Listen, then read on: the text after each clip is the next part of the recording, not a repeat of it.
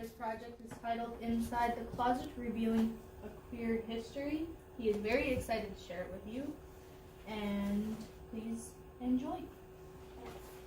Hi, I'm over here. Hello everyone, thank you for coming. As Annabelle said, my presentation is titled Inside the Closet, Revealing a Queer History. This is a topic that I am very passionate about, which is why I kind of chose to do it. So, kind of like let you know a little more about me, I'm going to share with you my coming out story. Go to the next slide.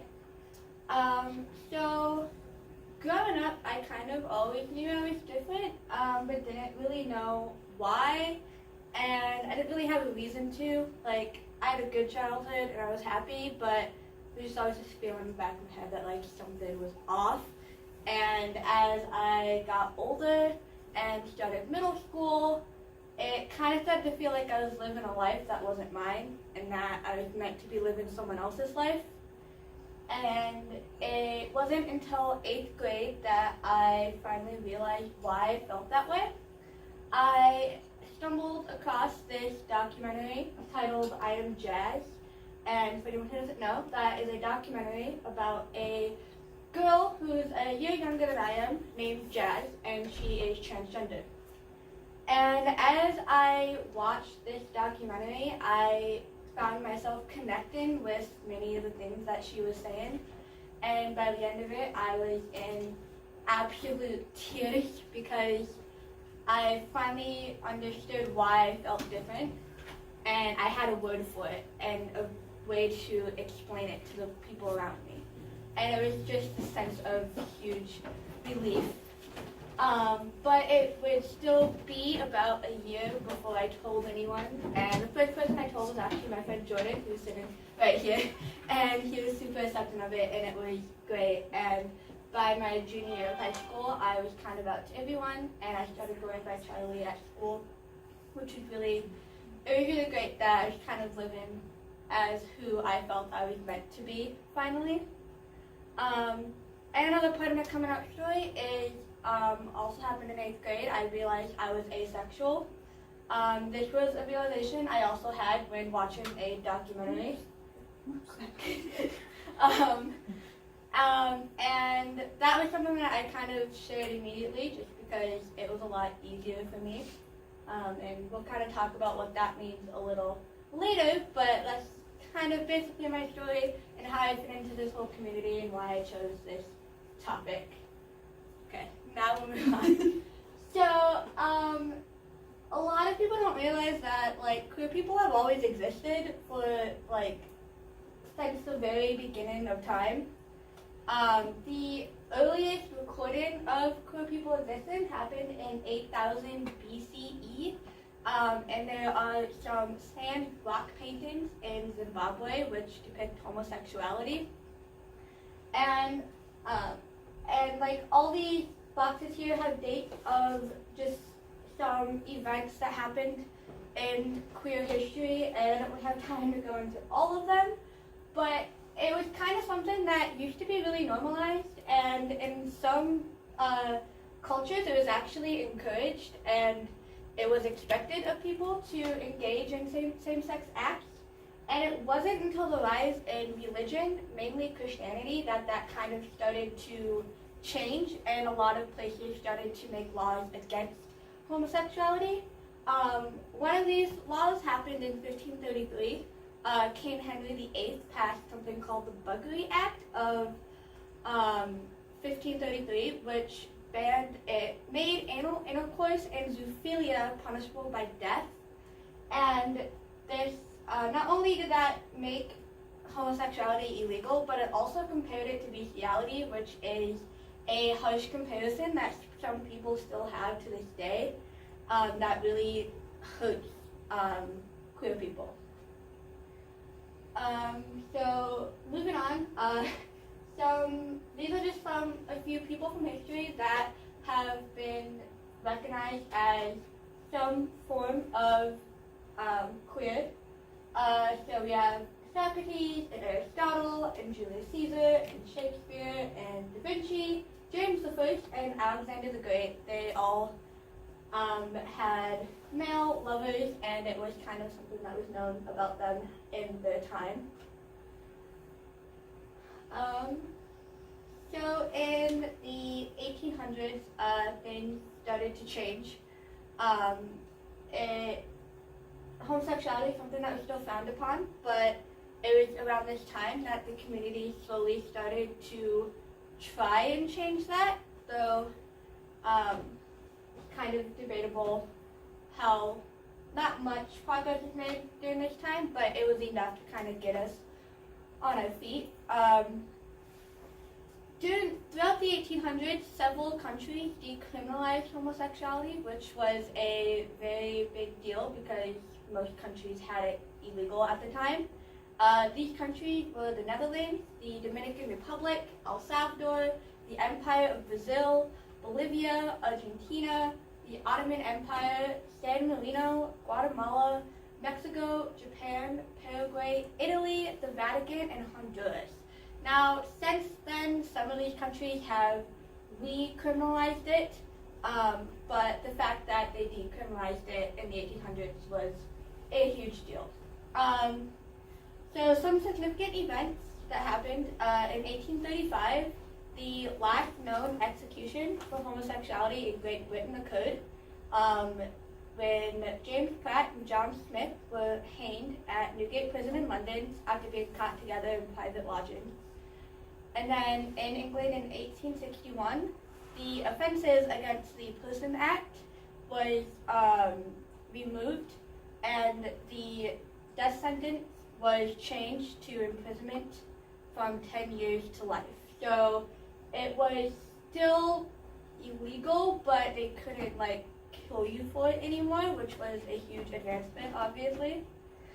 Then 2 years later, in 1869, the term homosexuality first appeared in a German-Hungarian pamphlet, which was written by Karl Maria Kurtbenny. And in 1870, Joseph and His Friend, A Story of Pennsylvania, was published, and that was the first American novel about a homosexual relationship. So it was kind of the first instance of queer people being represented in any sort of media. In 1892, the words bisexual and heterosexual were first used in the current context. And in Brazil in 1895, Adolfo Camina published a very controversial novel titled The Black Man and the Cabin Boy.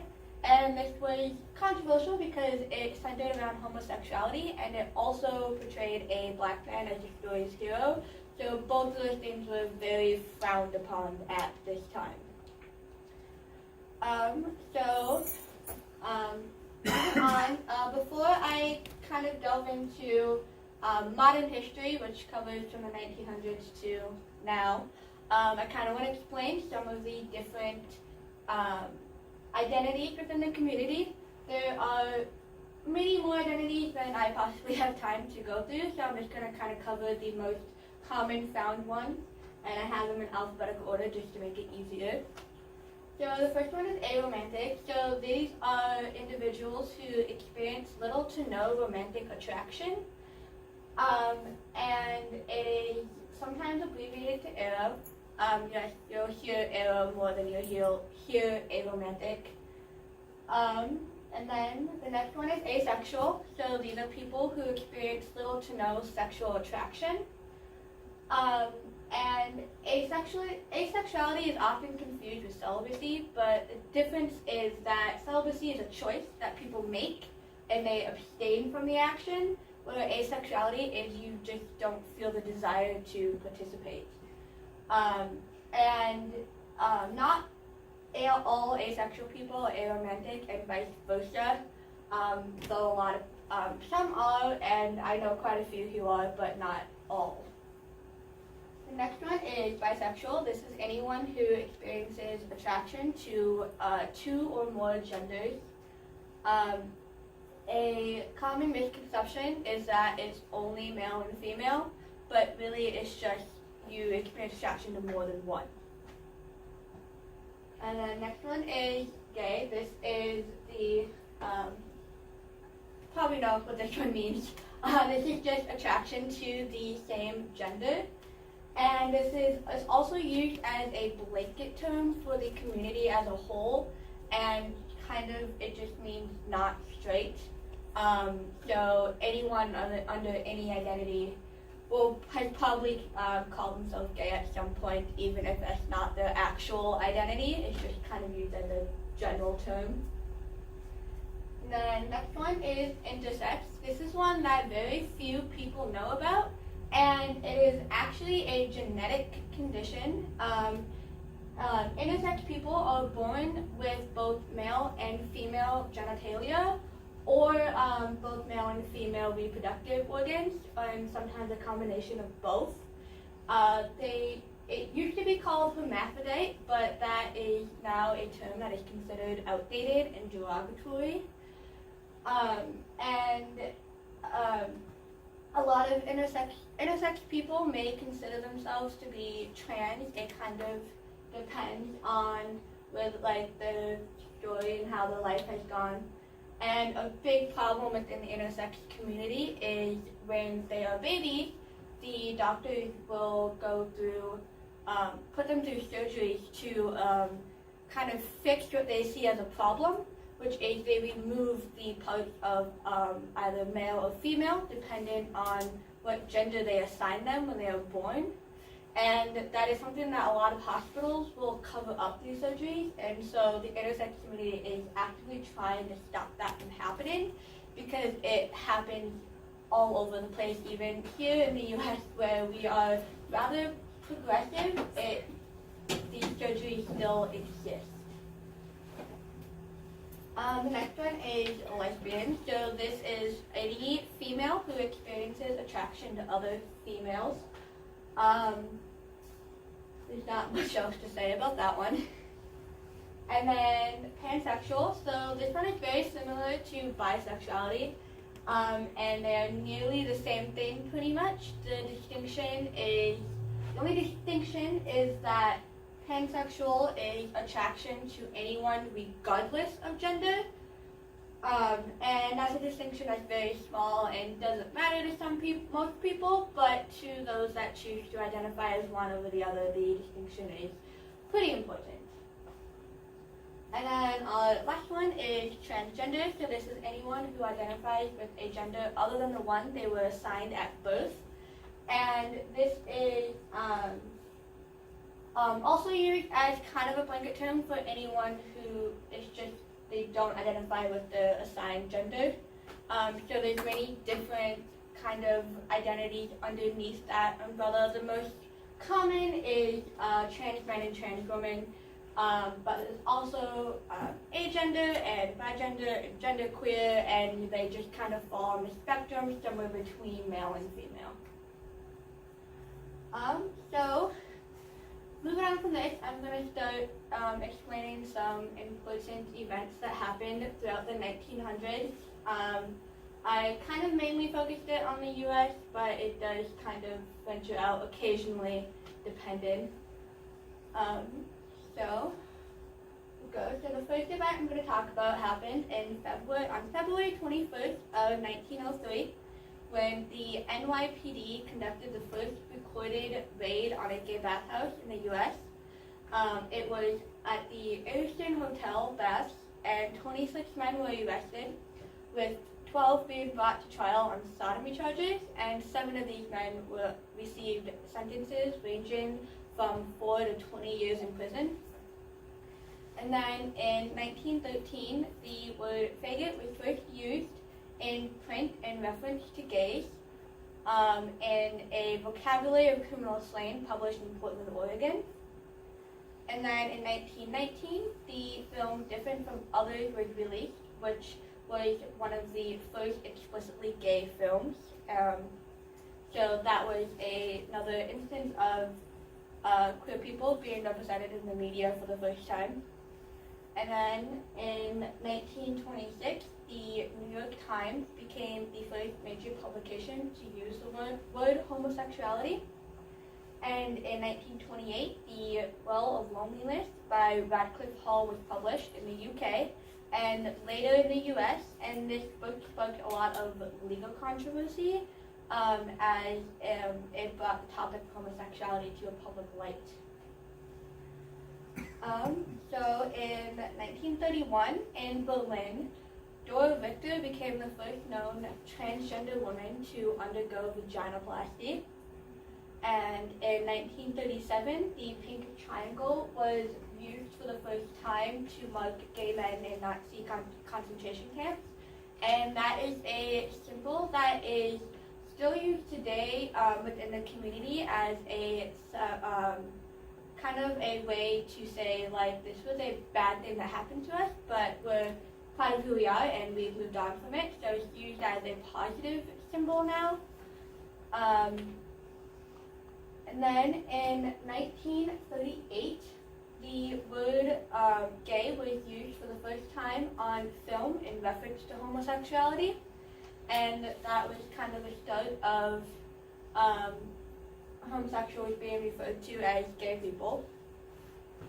And then in 1945, the Holocaust ended, and it is estimated that between 3,000 and 9,000 homosexuals died in Nazi concentration and death camps, and another 2,000 to 6,000 survivors in Nazi concentration camps were required to serve out the rest of their sentences under paragraph 175 in prison. So despite the fact that it was ended, they weren't freed. Then in 1946, the plastic surgeon Harold Gillies carried out sex reassignment surgery on Michael Dillon in Britain. So this is the first evidence of a trans man receiving sexual reassignment surgery. So, lost my place, sorry. On June 7th of 1954, the mathematical and computer genius Alan Turing committed suicide by cyanide poisoning, and this occurred 18 months after he was given a choice between either 2 years in prison or libido-reducing hormone therapy for a year as a punishment for homosexuality, and that was a common thing to happen at this time to a lot of gay individuals. And then in 1957, a psychologist, Evelyn Hooker, published a study showing that homosexual men are as well adjusted as heterosexual men, and this became a major factor in the American Psychiatric Association removing homosexuality from its Handbook of Disorders in 1973. Then in, go back, we're not done, sorry. Then in 1961, Jose Sarria became the first openly gay candidate for the public office in the U.S. when he ran for the San Francisco Board of Supervisors. And in 1967, the Black Cat Tavern, which resides in the Silver Lake neighborhood of Los Angeles, was raided on New Year's Day by 13 plainclothes police officers. And they beat and arrested both employees and patrons. The raid prompted a series of protests that began on January 5th by an organization called Personal Rights in Defense and Education, also known as the acronym PRIDE. And this was the first use of the term pride that came to be associated with LGBT rights. And then on June 28th of 1969, the Stonewall riots occurred in New York City. These were a series of spontaneous and violent demonstrations at the Stonewall Inn by members of the LGBT community, mainly trans women of color. They kind of led the whole thing. And some consider this to be the kind of first Pride, though on the next slide here, a year later, the first official Pride was held in New York City. And then in 1971, Dr. Frank Kameny became the first openly gay candidate for the United States Congress. And in 1972, Sweden became the first country in the world to allow transsexuals to legally change their sex and provide free hormone therapy. On October 15th of 1973, the Australian and New Zealand College of Psychiatry Federal Council declared homosexuality not an illness, and they were the first such body in the world to do so. And the following December, the American Psychiatric Association removed homosexuality from its Diagnostics and Statistical Manual of Mental Disorders. In 1974, Kathy Kozachenko became the first openly gay American elected official to be elected to public office when she won a seat on the Ann Arbor, Michigan City Council. In 1975, Minneapolis became the first city in the U.S. to pass trans-inclusive civil rights protection legislation, and this was a huge deal because most civil rights legislation didn't include transgender individuals. So the fact that Minneapolis was the first place to do this was a huge push and causing other places to do this as well. In 1977, Harvey Milk was elected to city council supervisor in San Francisco, and he then became the fifth publicly gay American elected to public office. In 1978, the rainbow flag was used for the first time as a symbol of homosexual pride, and originally it had a pink stripe on it, but since then that pink stripe has been removed and it's just the standard rainbow that we're all familiar with today. And in 1982, the CDC reported that they used the term AIDS for the first time in a report in September of that year, when they reported that an average of 1 to 2 cases of AIDS were being diagnosed in America every day. And this is why you kind of don't see a lot of older LGBT people anymore, because a lot of them died because of the AIDS crisis. And it's also why there's not a lot of queer history known within the community even, because there's no one to tell it anymore. And then in, sorry, hold on, my notes got crazy. In 1986, Becky Smith and Annie Affleck became the first openly lesbian couple in America to be granted legal joint adoption of a child, which was a huge deal because they could have a family, which most gay couples couldn't do at that time. So, in 1989, Denmark became the first country in the world to enact registered partnership laws, which is like a civil union that granted same-sex couples most of the same rights as a marriage would. And in 1990, homosexuality was considered no longer an illness according to the World Health Organization. In 1991, the first lesbian kiss on television occurred on the show LA Law between the characters of CJ Lamb and Abby. In 1992, Althea Garrison was elected as the first transgender state legislator in America, and she served one term in the Massachusetts House of Representatives, though it should be noted that it wasn't publicly known at the time that she was transgender. And in 1993, the Don't Ask, Don't Tell policy was enacted. And this mandated that the military could not ask service members about their sexual orientation. Prior to this, gay individuals were simply banned from serving in the military.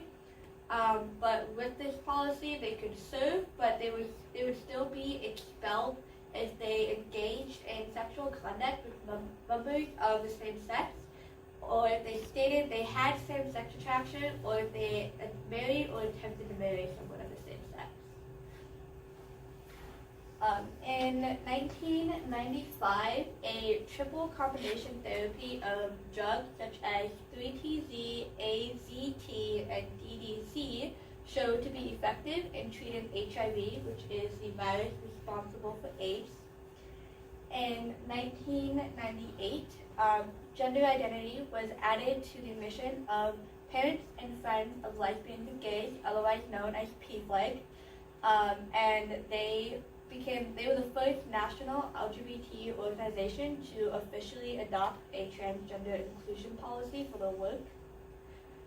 On December 5th of 1998, the first bisexual pride flag was unveiled, and in 1999, the Transgender Day of Remembrance was founded by Gwendolyn Ann Smith, and this is something that is still recognized annually on November 20th. So moving on to kind of the 21st century, I'm going to go through this kind of year by year because there's so much that happened every year, and I kind of just picked a few things from each year. But one thing that happened in the 21st century is same-sex marriage became a huge deal, and a total of 30 countries legalized same-sex marriages between the years of 2001 and 2018, the U.S. being one of them, obviously. So, starting in 2001, the first memorial in the United States honoring LGBT veterans was dedicated in Desert Memorial Park in Cathedral City, California. And this is a picture of the actual memorial. And Helena Fasten and Anne-Marie Thus, who are both from the Netherlands, became the first two women to legally marry, as the Netherlands was the first country to legalize same-sex marriage, and there's a picture from the wedding day over there.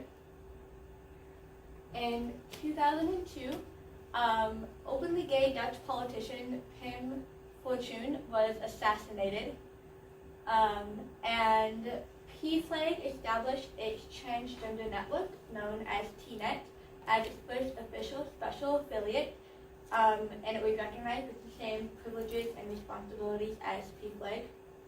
And at the Reform Seminary Hebrew Union College Jewish Institute of Religion in New York, the Reform Rabbi Margaret Wenig organized the first school-wide seminar at any rabbinical school which addressed the psychological, legal, and religious issues affecting people who are intersex or transsexual.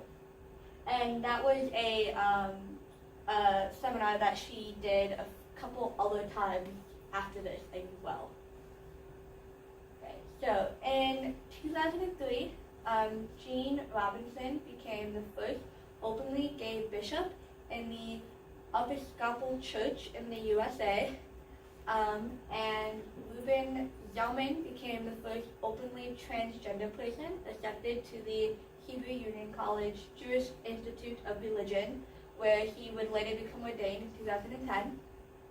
And Alex McFarlane, who is an intersex person from Australia, became the first person to obtain a birth certificate and passport showing an indeterminate gender. And that's a picture of the actual news article kind of talking about it. And that was a huge advancement for intersex people because many of them don't identify with either one gender or the other. They identify as something in between because they see themselves as that, because that's kind of what they are physically. So the fact that they could mark as other was a huge thing. So in 2004, the first all-transgender performance of the Vagina monologue was held, and the monologues were read by 18 notable trans women, and a new monologue was written that revolved around the experiences and struggles of transgender women. James McGreevey, who was then the governor of New Jersey, came out as gay, therefore becomes the first openly gay state governor in the U.S., though he did resign soon after. And the book Luda by Julie Ann Peters was published, and was the first young adult novel with a trans character to be released by a mainstream publisher. And it's also a really good book if you have a chance to read it. In 2005, Pine City, Minnesota held the East Central Minnesota Pride, and this was the first rural pride in North America. The Simpsons became the first cartoon series to dedicate an entire episode to the topic of same-sex marriage, and the first European Transgender Council meeting was held in Vienna, and that is a meeting that still happens annually today. And Andrew Goldstein, who is a lacrosse player, became the first American male team sport professional to be openly gay during their playing career. In 2006, the first homosexual pride march took place in Moscow, and it ended in violence. This is something that has been attempted many years since then, and it usually ends in a lot of violence because it's not really accepted there. And the first regional Eastern European Pride was held in Zagreb, Croatia. In 2007, the first ever Pride Parade in a Muslim country was held in Istanbul, Turkey. The Logo Cable Channel hosted the first presidential forum in the U.S. focusing specifically on LGBT issues. And on November 29th, the first gay wedding in an Asian country was held in Hanoi, Vietnam. In 2008, in Silverton, Oregon, elected Stu Rasmussen as the first openly trans mayor in America.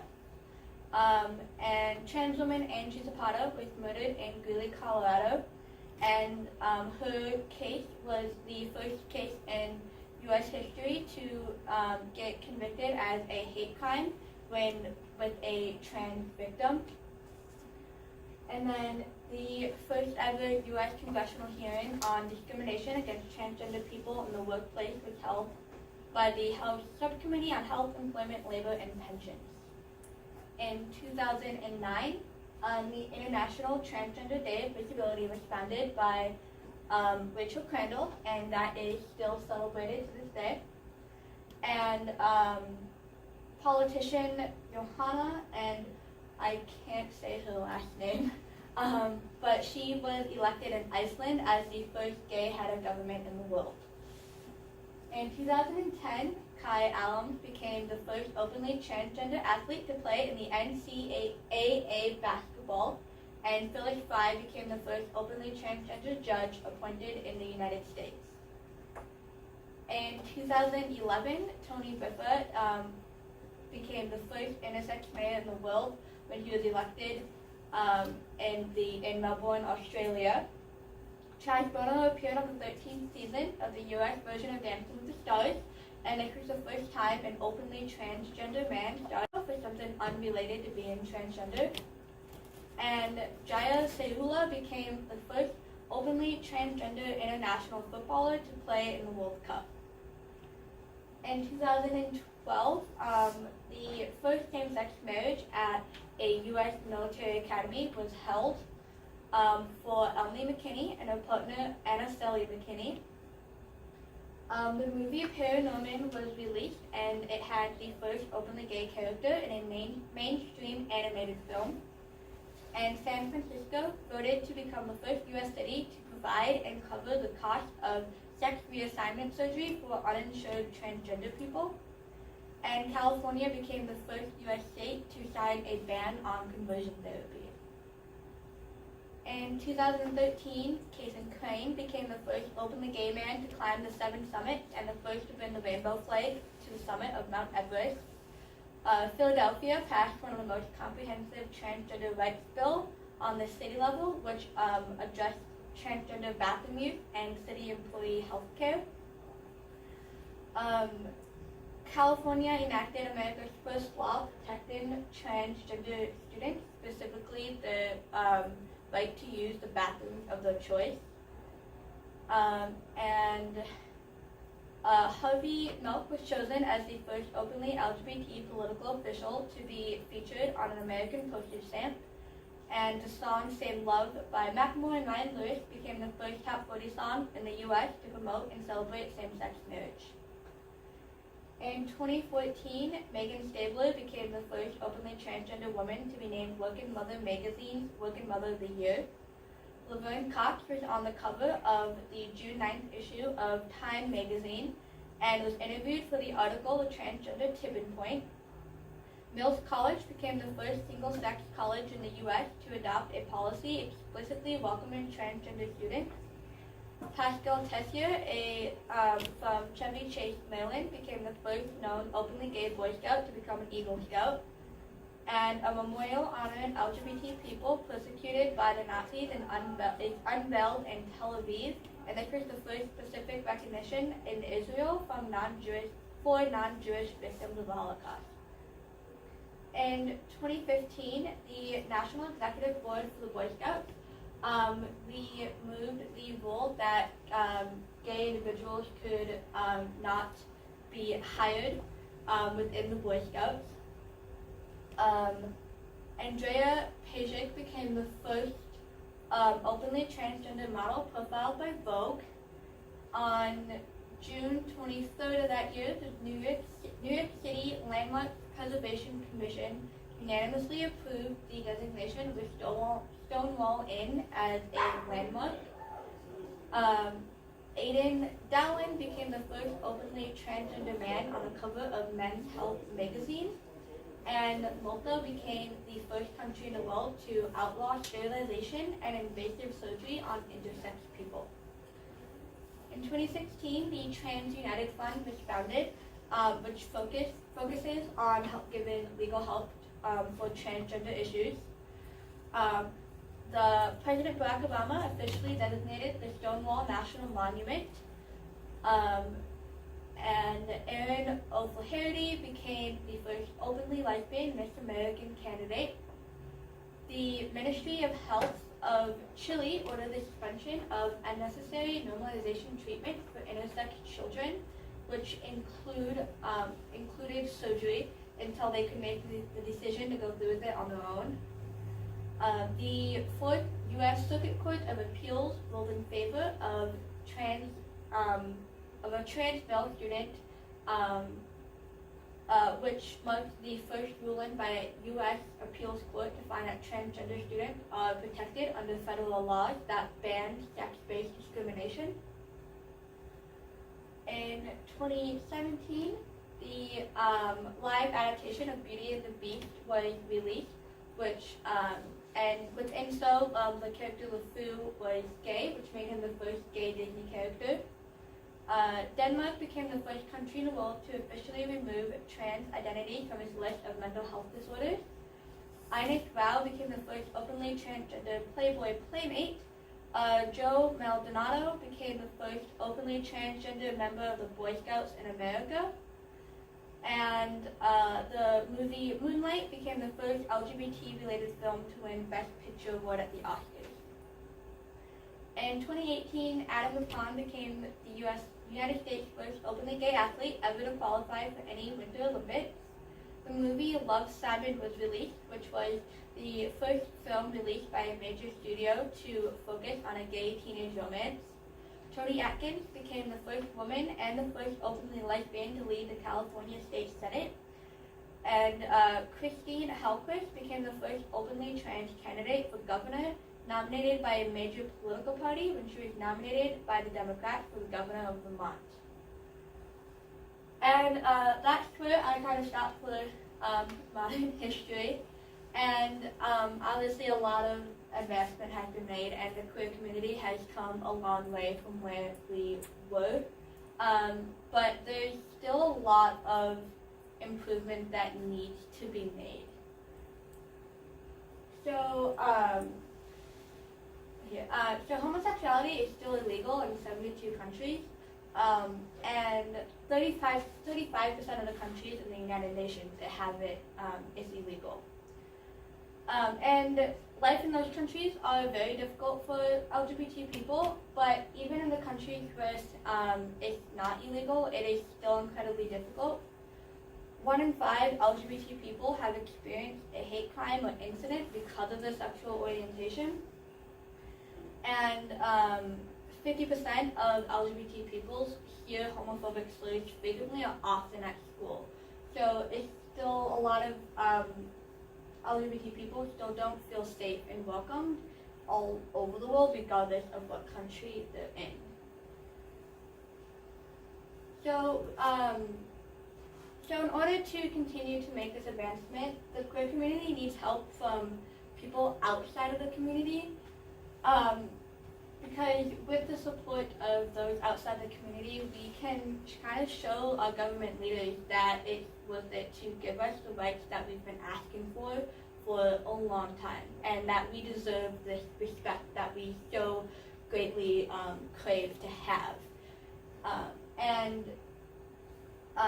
The community is made up of so many different people, and it's an amazing thing to have, because those within the community feel incredibly free and safe when they're in these spaces created for LGBT people. And through further advancement for the community, we can continue to create these spaces where LGBT youth can feel safe and welcomed and learn about who they are. And that's about all I have. Thank you so much for listening. And if there's any questions, I will gladly answer those. Let's clap for you first. Okay.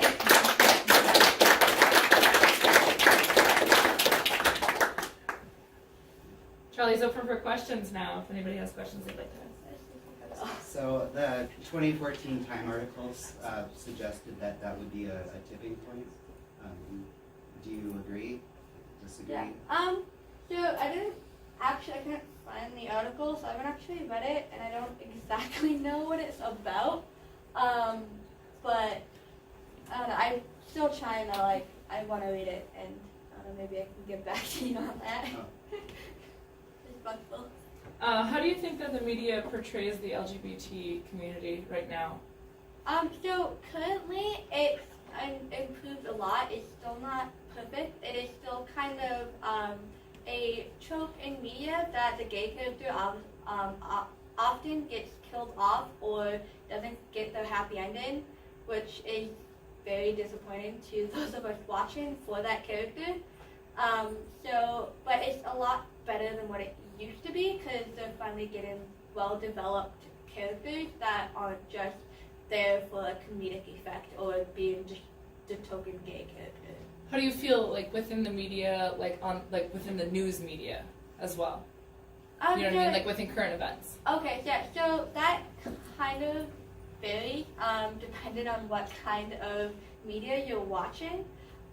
So a lot of more conservative type media portray a lot of harmful stereotypes still towards the community that really hinder us in our progression.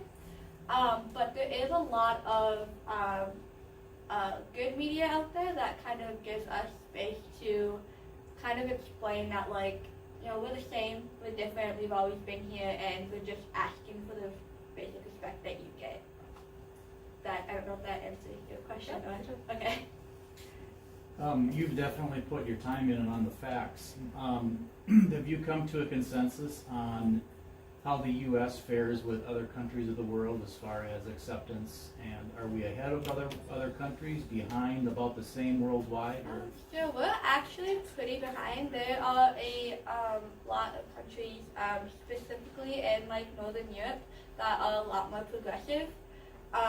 And we like to think that we're way up there in progression, but we're kind of not.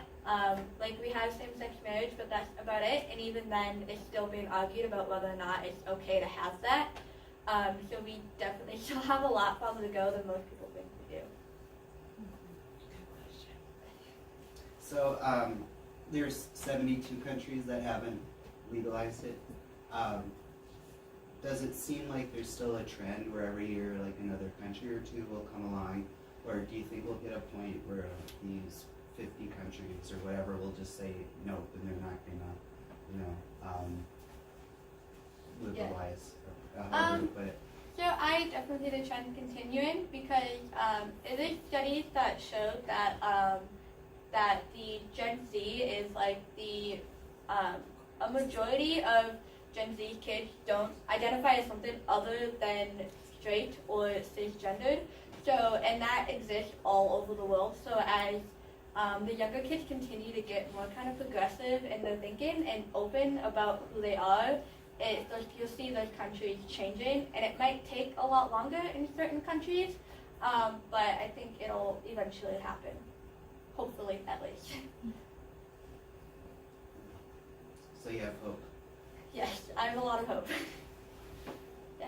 Have you had the ability to talk to an older person who was maybe alive through some of the more, I mean, I know a lot happened in the last 20 years, but I guess it didn't seem as serious. It's more like a lot of athletes that are coming out. Okay, now we have these athletes, we have these political figures, but like maybe in like the 70s, 80s, and 90s, it was more of like the legal action, like being taken. Have you had the opportunity to talk to somebody who maybe went through any of that? I haven't. It's kind of, there's not a lot of older LGBT people out there because a lot of them did either die in the AIDS epidemic or they just died fighting for the rights that we have today.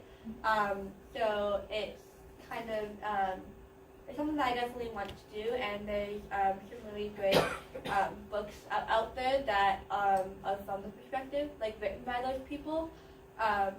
But yeah, I didn't personally get to.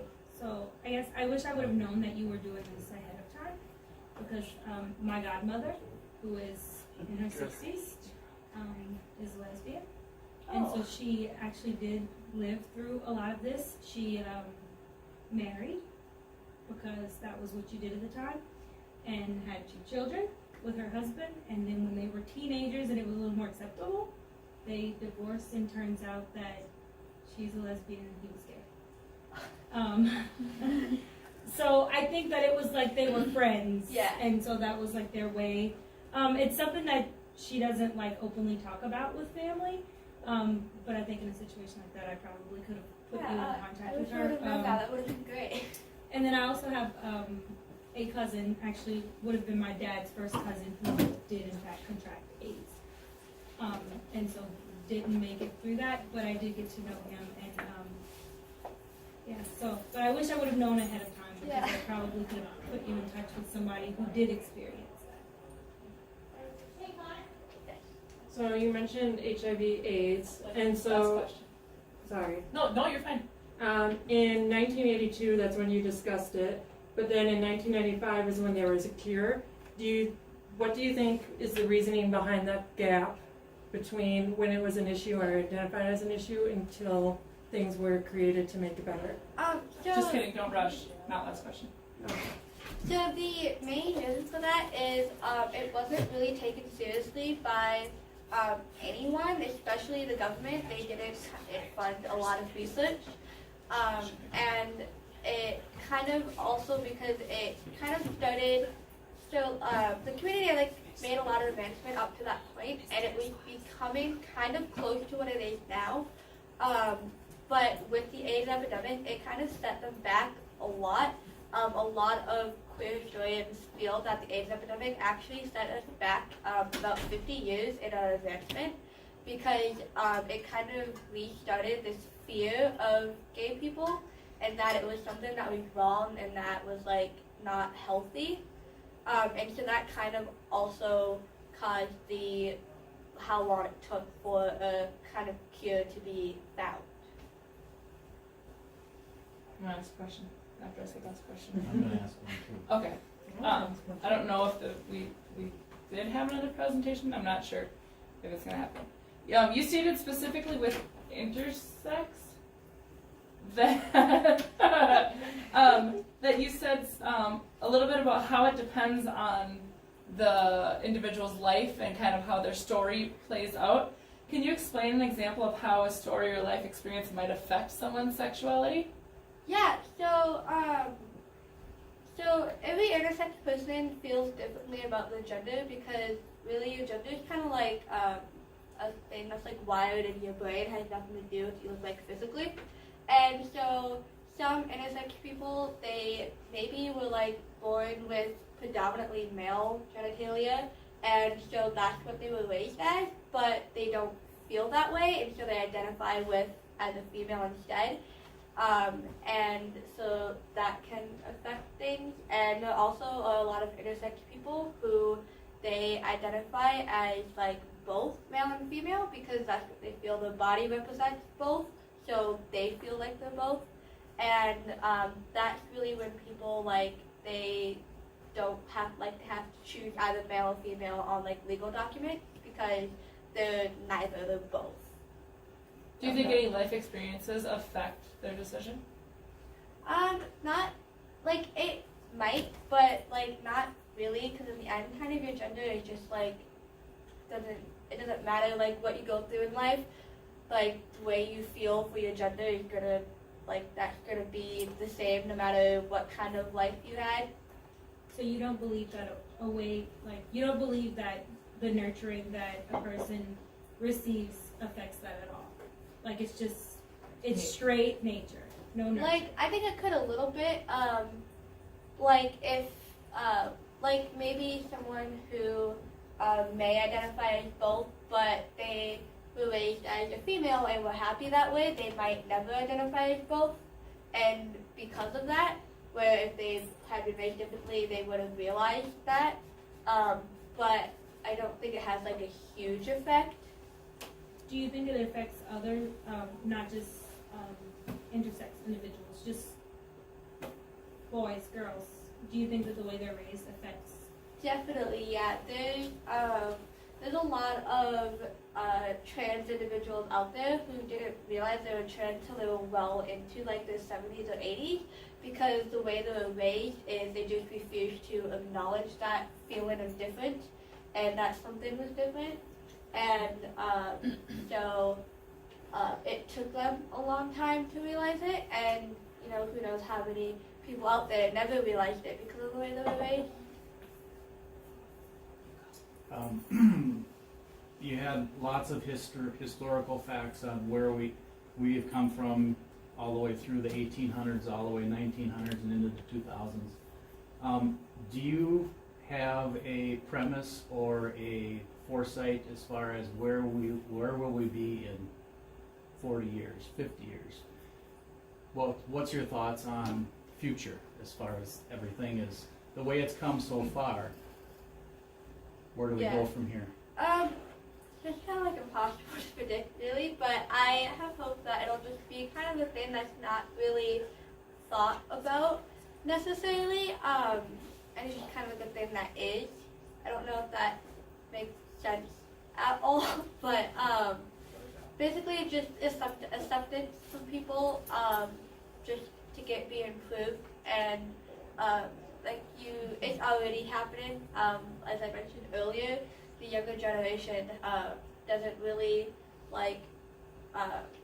recognize that there's anything weird or different about it, and I think that'll continue to happen throughout time to the point where it's kind of like no one really stops to think about like, no, am I gay or am I straight? It's just kind of like if I fall in love, I fall in love, and I think that's kind of cool to think about that might happen. Kind of to piggyback off of Mr. Wigger.